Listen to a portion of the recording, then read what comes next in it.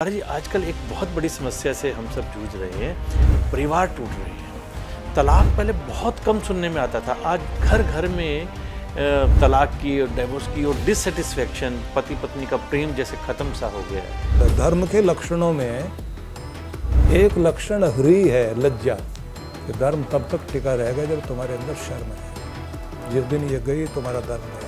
हमारा way of life कैसा होना चाहिए? हमें राष्ट्र के प्रति, परिवार के प्रति, समाज के प्रति किस प्रकार का समर्पण भाव होना चाहिए? ये अच्छी बात है कि अभी हमारे देश के प्रधानमंत्री ने जगह जगह पर बहुत ऊंचे ऊंचे झंडे लगवाए। हर घर तिरंगा, हर घर तिरंगा, एक हर अभियान घर चलाया। तिरंगा अभियान चलाया। उसका मतलब ये है कि देशभक्ति की भावना बढ़े, इसकी आवश्यकता है। संस्कृति के लिए भी उसी तरह से अभियान चलाने की आवश्यकता है। मायाश्री, जीवन में सही फैसला नहीं कर पाते हम लोग कई बार सोचते हैं कि फैसला हमारा ठीक होगा, लेकिन अक्सर हम गलत फैसले कर जाते हैं। रतन टाटा बोलते थे कि मैं निर्णय लेता हूँ पहले, बाद में उसको सही सिद्ध करता हूँ और उसके ऊपर ताकत लगाता हूँ। पहले तो डिसीजन लेना चाहिए, डिसीजन लेने वाले बने। नमस्कार दोस्तों। एक अच्छा सुखमय जीवन जीने के लिए जो हमारी मूलभूत आवश्यकताएं होती हैं वो सब हमारे पास हैं, लेकिन तो भी क्यों परेशान हैं, क्यों स्ट्रेस में हैं, क्यों तनाव में हैं, क्यों भागदौड़ में लगे हुए हैं? कुछ तो कारण है।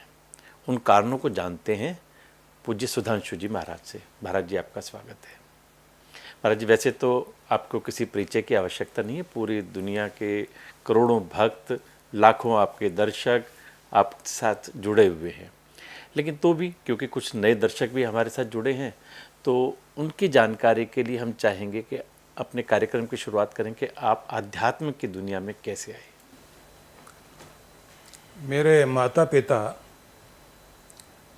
जिस तरह से मुझे बचपन से धार्मिक गतिविधियों में भाग लेने के लिए प्रेरित करते रहे और सवेरे हमारा प्रभात वंदन से जागरण होता था, मंत्र पाठ करते थे, और रात्रि में संतों की, महान पुरुषों की, रामायण की और महाभारत की, भगवान कृष्ण की बहुत सारी गाथाएं, कथाएं, कहानियाँ, यही हमारा मनोरंजन होता था। हमारी माताजी हमको शिव जी को जल चढ़ाने के लिए भेजा करती थी। पिताजी थोड़े अलग विचारों के थे, वो वैदिक धर्मी थे। माँ जो है वो कट्टर सनातनी थी। दोनों का प्रभाव जीवन में चलता रहा। पिताजी की भावना ये थी कि हमारा पहला बेटा धर्म के लिए अर्पित होना चाहिए। तो उन्होंने कहा कि ये हमारी परंपरा रही है कि पहली संतान, चाहे वो बेटा है या बेटी है, धर्म के लिए अर्पित होनी चाहिए। तो संस्कार देते रहे। उसका परिणाम ये हुआ कि मन में कुछ पीछे की भावना भी थी। वो संस्कार मेरे दो और भाइयों को भी दिए गए, लेकिन वो समर्पित नहीं हुए, पर मैं समर्पित हुआ। तो उनके संस्कारों का प्रभाव था। दूसरा, खेल खेल में नाटक करते हुए भी, बच्चों के साथ खेलते हुए भी हम लोग जो है अपने आप को कभी विदुर बना लें, कभी अपने आप को चाणक्य बना लें कि हम चाणक्य हैं। कभी हमको लगे हम कृष्ण बन कर के संधि का प्रस्ताव लेकर गए हैं। कहीं हम जो है रथ पर खड़े होकर के कह रहे हैं अर्जुन की तरह से कि दुष्टों का दलन होना चाहिए और दुनिया में श्रेष्ठ लोग एक झंडे के नीचे आने चाहिए। ये सब हम सत्संगों में सुना करते थे, तो उसी को दोहराते थे। तो ये सब खेल चलते रहने का परिणाम ये हुआ कि हमारे जीवन में भक्ति की धारा जागृत हुई। और समय के साथ में जब हम लोग 10-12 वर्ष के थे, तो उस समय में विजेंद्र मुनि एक बहुत बड़े साधक और तपस्वी व्यक्ति थे। उन्होंने हमारे पिताजी से कहा कि मैं इस बालक को अपने साथ ले जाना चाहता हूँ। तो जंगल में एक नदी के किनारे नहर थी, नहर के किनारे गुरुकुल था उनका। वहाँ लेकर के वो गए। हम 5 बच्चे थे। तो मैं देखता था कि वो सवेरे 3 बजे इतनी भयंकर सर्दी में भी उनके शरीर पर सिर्फ एक कॉपिन होता था और वो ध्यान लगाकर बैठे होते थे, और बड़ा अद्भुत तेज था उनके चेहरे पर। उनके कारण थोड़े ध्यान के प्रति रुचि जागृत हुई। मैं वहाँ ज़्यादा समय नहीं रह पाया क्योंकि सारे बच्चे भाग गए थे। वो जो भोजन कराते थे तो उबली हुई सब्जियाँ देते थे क्योंकि योगी व्यक्ति थे। तो सारे बच्चे भाग गए तो फिर मुझे भी वापस आना पड़ा, लेकिन वो संस्कार काम करते रहे। और फिर एक समय आया जब हम लोग जो है पूरी तरह से गुरुकुल में पढ़ने के लिए गए। तब हमारे पिताजी ने हमसे एक बात कही थी कि गुरुकुल में अगर तुम्हारी रुचि है जाने की तो फिर जाओ, और अगर रुचि नहीं है तो मैं ज़बरदस्ती नहीं करूँगा। तब मेरी आयु 15 वर्ष की थी। तो हमने कहा हम जाना चाहते हैं। तो उन्होंने कहा 3 महीने बाद जाओगे, उससे पहले तैयारी करो। तैयारी ये है कि पीछे मुड़ के नहीं देखोगे। मतलब जिस दिन तुम जाओगे घर के लोग रो रहे होंगे, बहनें रोएंगी और रिश्तेदार रोएंगे, तुमने तैयारी करनी है कि पीछे मुड़ के नहीं देखना। कर पाओगे? 3 महीने अभ्यास किया। 3 महीने अभ्यास करने के बाद वो मेरे से बोलते थे कि याद करो कि जैसे तुम जा रहे हो गांव में, जहाँ खेलते रहे, तुम्हारा अपना बाग, तुम्हारे खेत, तुम्हारा घर, तुम्हारे अपने लोग, मामा मामी, नाना नानी, भाई, चाचा चाची, सारे और अन्य लोग सब छोड़ने के लिए जाएंगे। तो उस समय तुम पीछे मुड़ के नहीं देखोगे, और अगर पीछे मुड़ के देख लिया तो फिर पीछे रह जाओगे। तैयारी करो। तो 3 महीने लगे हमको। 3 महीने के बाद फिर वो दिन आया और हमें वीरों की कहानियाँ सुनाई जाती थी। वीर बालक रोया नहीं करते, उनकी आंख में आंसू नहीं आते। मर्द है तो मर्द होने का मतलब ये नहीं है कि तुम्हारे आंख में आंसू आए तो कमज़ोर इंसान की निशानी होती। इस तरह की चर्चा करते करते तैयार किया। हम अपने को वीर अभिमन्यु समझ रहे थे, छत्रपति शिवाजी समझ रहे थे। तो ऐसा समझ के हम अकड़ के चल पड़े उस दिन। लेकिन जब जो है वो बहनें साथ में थी, उन्होंने बोलना शुरू किया, भाई लौट के आएगा क्या? तो थोड़े भावुक होने लगे हम लोग। पिताजी पीछे थे, उन्होंने कंधे पे हाथ मारा, पीछे मुड़ के देखना है तो पीछे रह जाओगे। चलते रहे, सब बोलते रहे, और नदी आती है गांव के आगे, जहाँ के बाद पार करके सड़क आती है। उस किनारे तक चलते चलते वहाँ से बस में बैठना था और वो मुड़ना था, यू टर्न लेना था। और पिताजी ऐसे लेके गए जैसे रोबोट को लेके जा रहे हैं, वो पीछे पीछे वहीं से इस तरह से होके हम बस में जाके बैठे। और उसके बाद एक बार इच्छा हुई कि नदी में नहाते थे, देखें पीछे मुड़ के नहीं देखा। और जाते जाते उन्होंने कहा, घर की सहायता मत लेना, और घर की सहायता लेकर बढ़ोगे कुछ नहीं बन पाओगे। तो ये एक शुरुआत है। बहुत अच्छी शुरुआत रही। कंचन से आप मेरी सहयोगी हैं, और शुरू में कार्यक्रम प्रारंभ करने से पहले हम यही चर्चा कर रहे थे कि महाराज जी का जीवन कितना सादगी वाला है और कितना इंस्पायरिंग और मोटिवेटिंग है कि आपके जीवन को देख कर के लगता ही नहीं कि इतने बड़े संत हैं जिनके करोड़ों की संख्या में फॉलोअर्स हैं। बिल्कुल। लेकिन महाराज श्री, आपने बताया कि आप कितने ज़्यादा मतलब अपनी चीज़ों पर अड़े रहे। आपसे कहा गया कि पीछे पलटकर मत देखना, तो आपने पीछे पलटकर नहीं देखा। लेकिन अब इस समय हम देख रहे हैं कि लोग अपने धर्म से, पूजा पाठ से, इन सब चीज़ों से दूर हो रहे हैं, अपनी संस्कृति से दूर हो रहे हैं। बहुत से ऐसे लोग हैं जिनका पूजा पाठ में मन नहीं लगता। सनातनी तो हैं, हिंदू हैं, पूजा पाठ उन्हें करनी चाहिए, लेकिन ना तो धर्म में उनका मन लगता, ना पूजा पाठ में उनका मन लगता, दूर होते चले जा रहे हैं। इसके पीछे का कारण क्या है महाराज? और खासतौर से महाराज जी युवा पीढ़ी हमारी जो है उसको तो त्योहार भी नहीं मनाने आते। मुझे लगता है कि जो न्यूक्लियर फैमिली में रह रहे हैं वो बहुत सारे त्योहार भी नहीं मनाते क्योंकि उनको पता ही नहीं है। इसमें जो सबसे बड़ी समस्या है वो ये है कि हम अपनी परंपराओं में उन चीज़ों को सिखा नहीं पाए। मतलब जैसे मैं आपको कहना चाहता हूँ कि कोई अंतर्राष्ट्रीय स्तर के कुछ त्यौहार लोग मनाते हैं, उसमें लोग जो है फैंसी ड्रेस बनाते हैं। उस फैंसी ड्रेस में न जाने कौन क्या क्या बनता है। कोई अगर वीर अर्जुन बना कर के फैंसी ड्रेस में लेकर आए और कोई कृष्ण बनाकर लेकर आए राम बना करके लेकर आए। जैसे बाली द्वीप में हम लोग देखते हैं कि वहाँ सड़कों के ऊपर इतने बड़े बड़े स्टैचू लगे हुए हैं, रथ बने हुए हैं, और कहीं लिखा ये वीर अर्जुना और देव भीमा, देव अर्जुना, देव भीमा, ये नाम दे रखे हैं उन लोगों ने। वहाँ एयरपोर्ट का नाम, वहाँ पे सड़कों के नाम रामायण और महाभारत के कैरेक्टर्स के नाम पर है। पूरा, और हर दिन वहाँ पर रामायण का कोई न कोई मंचन होता रहता है वहाँ। तो हमारे यहाँ यदि छोटे बच्चों से फैंसी ड्रेस में ही कोई छत्रपति शिवाजी बने, कोई राणा प्रताप बने, कोई सुदामा का रूप लेकर के खड़ा हो, कोई कृष्ण का रूप लेकर के खड़ा हो, कोई भक्त विदुर का रूप लेकर के खड़ा हो, बालक ध्रुव का रूप लेकर के खड़ा हो, ये हमारी संस्कृति रही है। महाराज जी, आपके प्रवचनों को सुनने का इसीलिए ज़्यादा आनंद आता है कि आपने इन सबको पढ़ करके और उसका निचोड़ जो है वो आप अपने प्रवचनों के माध्यम से भक्तों को देते हैं। इसलिए आपके प्रवचन में हमें जीवन जीने की राह भी दिखती है और हमारा वे ऑफ लाइफ कैसा होना चाहिए, हमें राष्ट्र के प्रति, परिवार के प्रति, समाज के प्रति किस प्रकार का समर्पण भाव होना चाहिए, वो हमें आपके प्रवचनों में देखने को, सुनने को मिलता है। महाराज जी, आजकल एक बहुत बड़ी समस्या से हम सब जूझ रहे हैं, परिवार टूट रहे हैं। तलाक पहले बहुत कम सुनने में आता था, आज घर घर में तलाक की और डाइवोर्स की और डिससेटिस्फैक्शन, पति पत्नी का प्रेम जैसे ख़त्म सा हो गया है। क्या कारण है और कैसे इस सब से हम बच सकते हैं? छोटा प्रश्न नहीं है, ये बहुत बड़ा प्रश्न है। कई दिनों तक लगातार इस पर चर्चा की जा सकती है।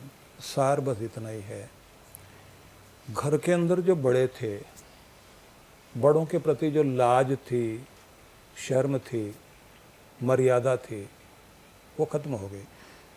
भगवान राम ने जो हमें संदेश दिए हैं, रामायण जो है वो आचार ग्रंथ है।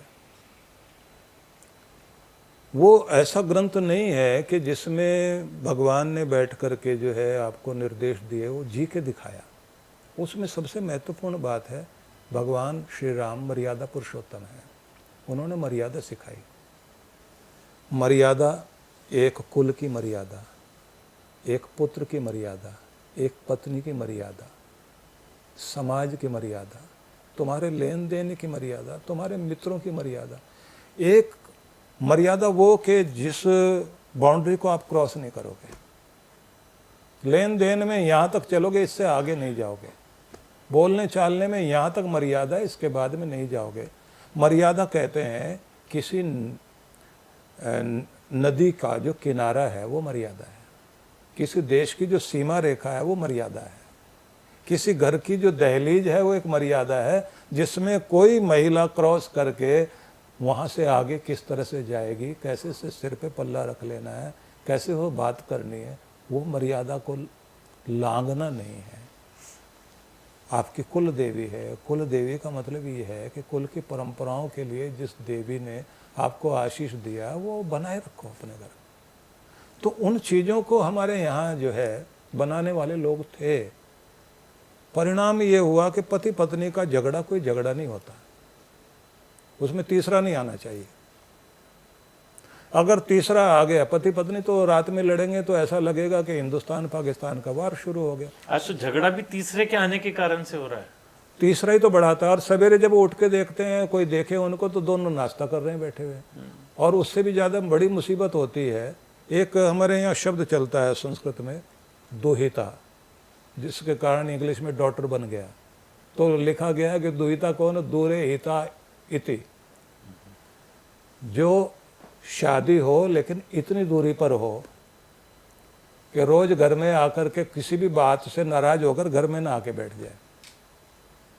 तो अब तो फोन है, कोई झगड़ा हुआ और उसने जो है रो रो करके अपने घर में फोन कर दिया।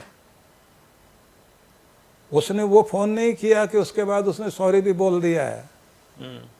उधर से माँ की तरफ से अब तो घबराना नहीं है, अटैची तैयार रख अपनी, हम किसी से कम नहीं है, उनका दिया नहीं खाते, अगर वो हमारी इज्जत नहीं करते हम भी नहीं करेंगे, उठ के आ जाओ इधर। ये गड़बड़ है। इसलिए एडजस्ट करने के लिए जो मौका मिलता था और घर में जो बड़े बुजुर्ग लोग होते थे समझा देते थे, उसकी कमी हो गई है। मर्यादाओं को बताने वाले लोग नहीं रहे। ब्याह शादी में जो संस्कार देने का समय होता है, जिस समय विवाह होता है, वो ऐसे समय में होता है कि उस समय में जो है लोग सुनते ही नहीं।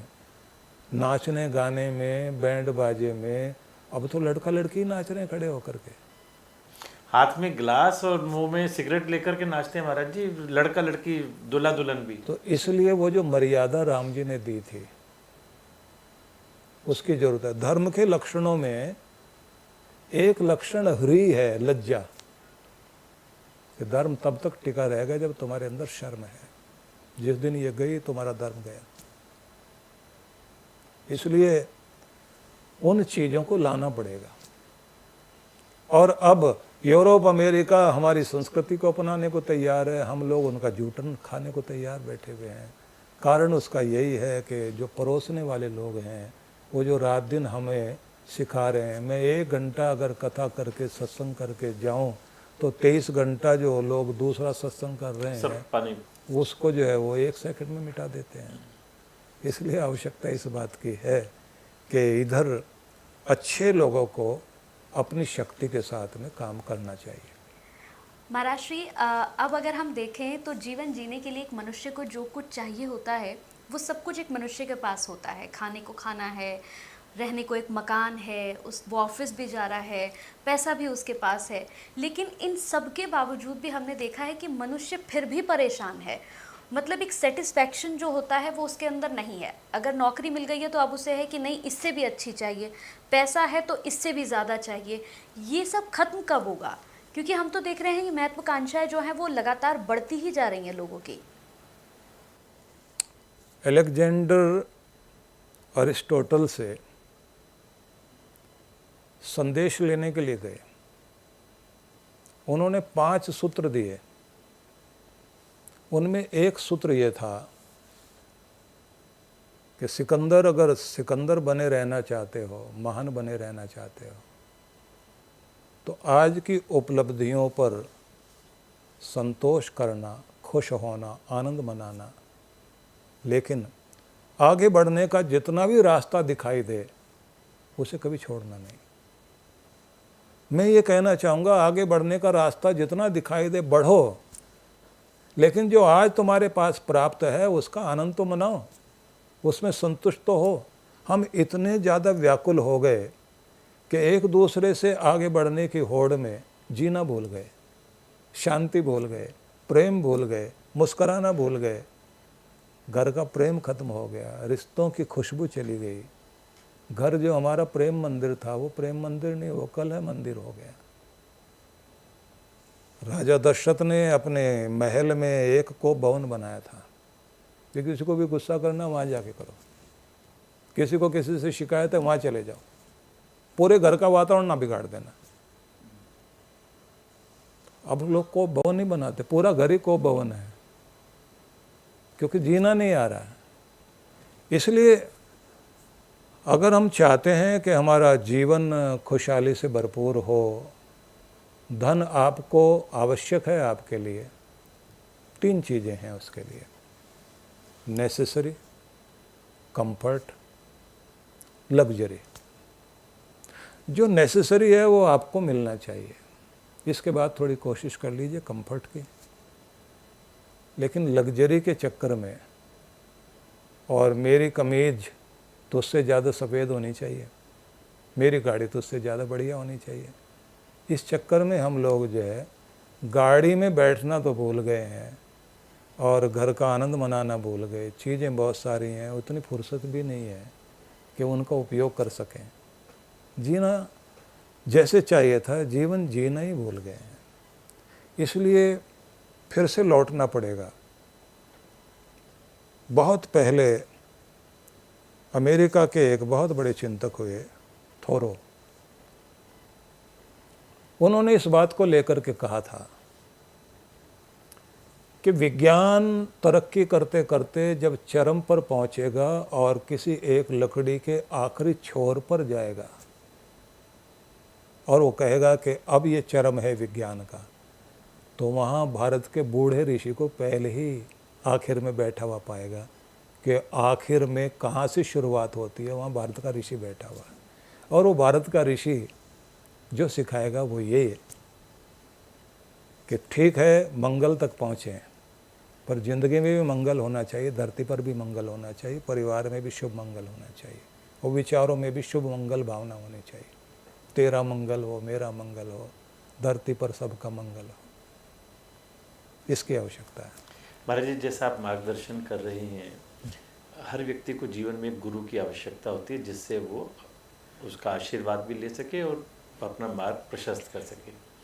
लेकिन आजकल जो हम जिस तरह का वातावरण देख रहे हैं, अपने आप को धर्म गुरु बना करके बहुत से लोग प्रोजेक्ट करते हैं और थोड़े दिनों बाद उनका असली स्वरूप सामने आता है।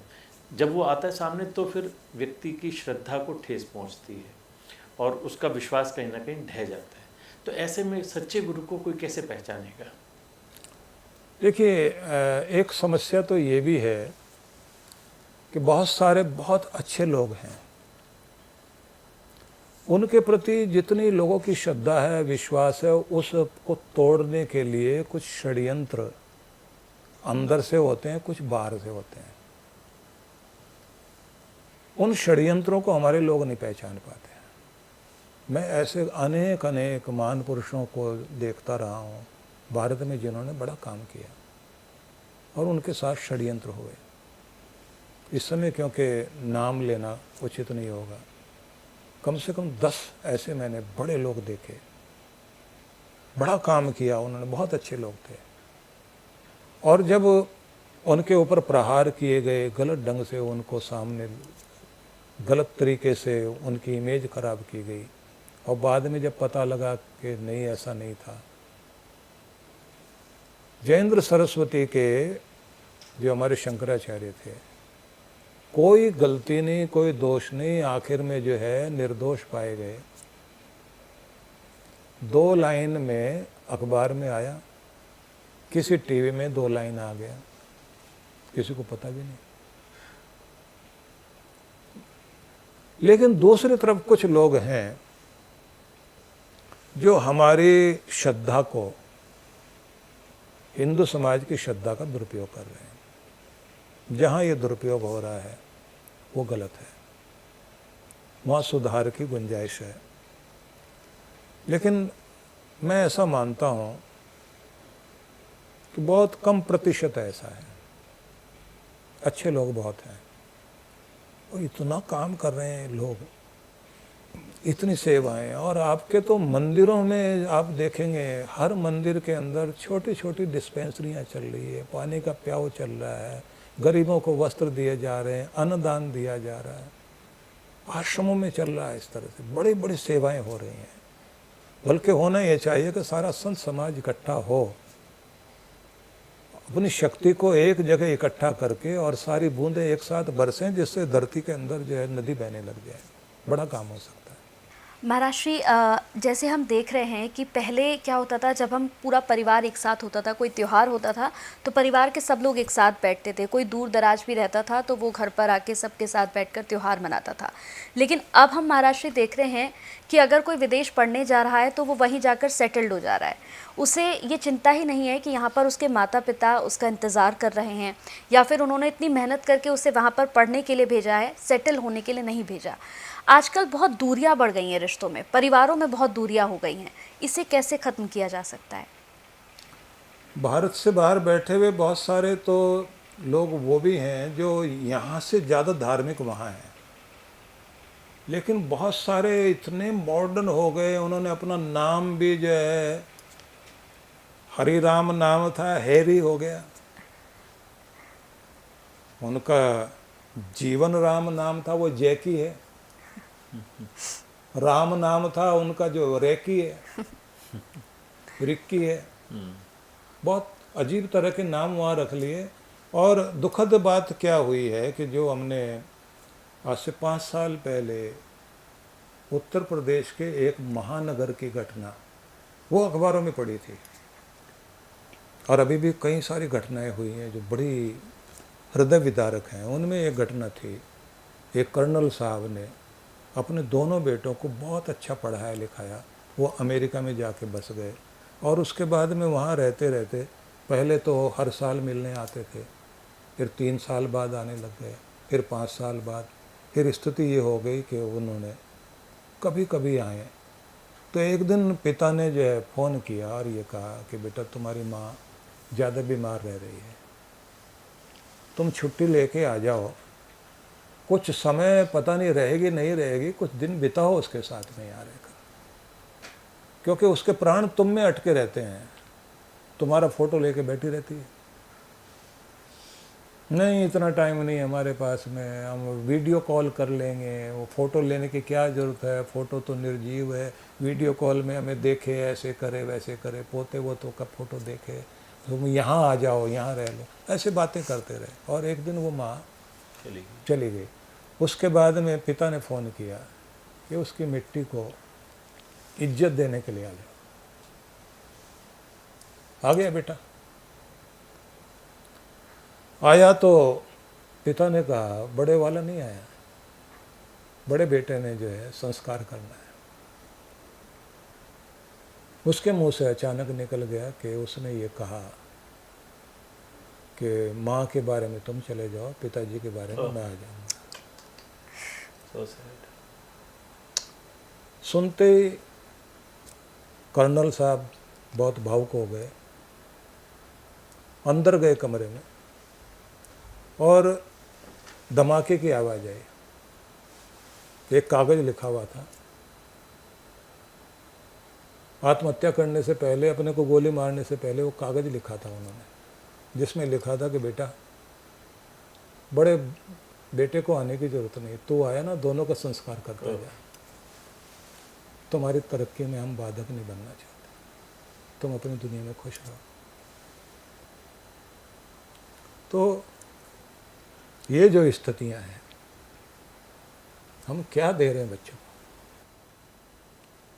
हमने जैसे पढ़ा लिया, बच्चों को बाहर भेज दिया, माँ बाप से दूर हो गए, वहाँ गाना सुनते हैं, चिट्ठी आई है चिट्ठी आई है, मैं वतन की चिट्ठी आई है, वतन की मिट्टी आई है, वो गाना सुनते हैं सब लोग। मैं विदेशों में जाता हूँ, 11 देशों में हमारी भी ब्रांचेज हैं, ये गाना सुन के भावुक होते हैं, लेकिन लौटते नहीं हैं। तो इसलिए बड़ी आवश्यकता है। तो महाराज जी हल क्या क्या है इसका? मतलब विदेशों में पढ़ना या विदेशों में काम करना बंद कर दें? आप देखो अभी अमेरिका, नहीं, वो हल बता रहा हूँ मैं, वो हल बता रहा हूँ। हाँ जी, स्कूलों का ढंग बदलना पड़ेगा, मॉडर्न टाइप के गुरुकुल बनने चाहिए। मॉडर्न गुरुकुल वो होने चाहिए जिसमें कॉन्वेंट कल्चर की तरह से ही आधुनिकतम शिक्षा हो, लेकिन भारतीय संस्कार हो। वो विदेश में भी जाएगा, वहाँ मधुरता घोल के आएगा, वो अपने माँ बाप के साथ में यहाँ भी रहेगा वहाँ भी रहेगा, उसकी कोशिश रहेगी कि मैं अपनी मिट्टी से और अपनी संस्कृति से दूर ना रहूँ। हमने जिन तरह के स्कूलों में भेज दिया, वहाँ उनको जो है अच्छी एजुकेशन मिल गई, मॉरल एजुकेशन नहीं मिली। फैमिली कल्चरल वैल्यूज खत्म हो गई और मेटेरियलिस्टिक बना दिया हमने। वो जो कुछ बना दिया गया उसमें बस वो इंसान और माँ बाप का बेटा और वो जो है अच्छा पति होने के काबिल नहीं रह गया। वो सिर्फ एक रोबोट है, पैसा कमाने के लिए दौड़ रहा है, उसको लगता है खुशी इसी में है।